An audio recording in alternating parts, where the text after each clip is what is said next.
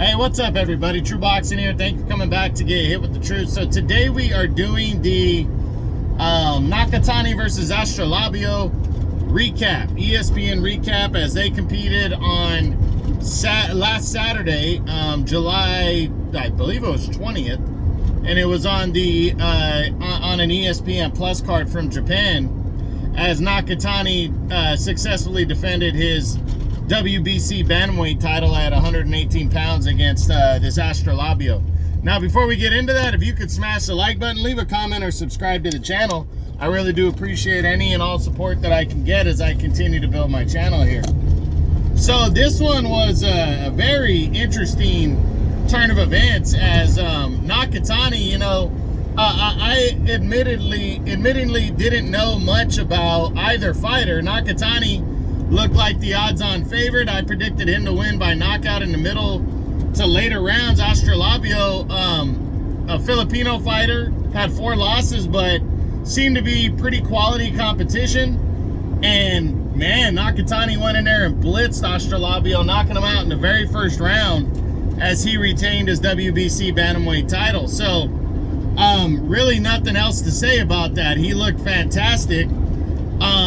You know, I don't generally do what's next videos for 118 pounds or lower, so we already knew coming into the fight, because it had been made public knowledge that Inoue, the monster at 122, the undisputed champion, that he's interested in an all-Japanese showdown with Nakatani.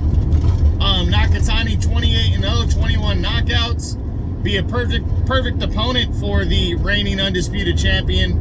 And now that he's already announced, that Inoue has already announced his next fight for September 3rd, it looks very likely that he would come back at the end of the year, because one, the September 3rd opponent, TJ Doheny, the former champion, isn't even a top 10 guy right now. Maybe he's in some people's top 10s. I don't currently have him in the top 10, and he's definitely not deserving of the Inoue fight. Anyways, people are arguing that it's a popular fight in Japan because Doheny is popular in Japan. But I think they took Doheny because he's a very low risk of, you know, of stopping Inoue from a December showdown. And I think the front runner has to be Junto Nakatani now. Excuse me. You know, obviously he has 2 mandatories. He has 2 mandatories, excuse me again, sorry about that, guys. He has 2 mandatories due in MJ Mirajan Akhmadaliev and Sam Goodman. And those are definitely options as well, but Nakatani, I think, is the more likely opponent, especially prior to a move to 126 for Inoue following this fight. So I really believe Nakatani has moved directly to the front of the line, if he wasn't already there, to be the next opponent and to challenge for the undisputed Super Bantamweight Championship of the World at 122 pounds against Naoya Inoue. So I believe that's what's going to happen. The only question is are all 4 titles going to be on the line? Is the undisputed championship going to be on the line with Inoue fighting, you know, a non-mandatory, even though the WBC would approve Nakatani as their mandatory because he's a champion in a different weight class and he's moving up. He would move ahead of their mandatory, but Inoue just made his mandatory against Neri for the WBC. The WBA and the WBO and the IBF, MJ and Sam Goodman are the #1 contenders between those 3. Sam Goodman is the #1 contender in the WBO and IBF, and Akhmadaliev is actually next in line.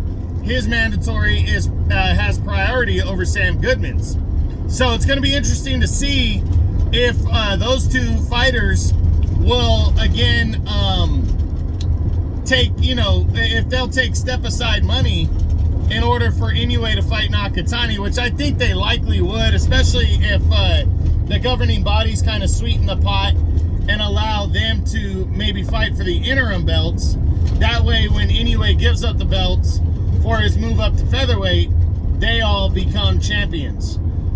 Or anyway stays here and fights them, one or the other. But again, Nakatani, I think, has locked himself up with an all-Japanese showdown against Naoya anyway for the undisputed super bantamweight title. So we'll see what happens, but that's it. That's what I got. That's my Nakatani versus Astrolabio ESPN recap from Saturday, July 20th. I hope you enjoyed the video. If you did, smash the like button, leave a comment, or subscribe to the channel. I appreciate any and all support.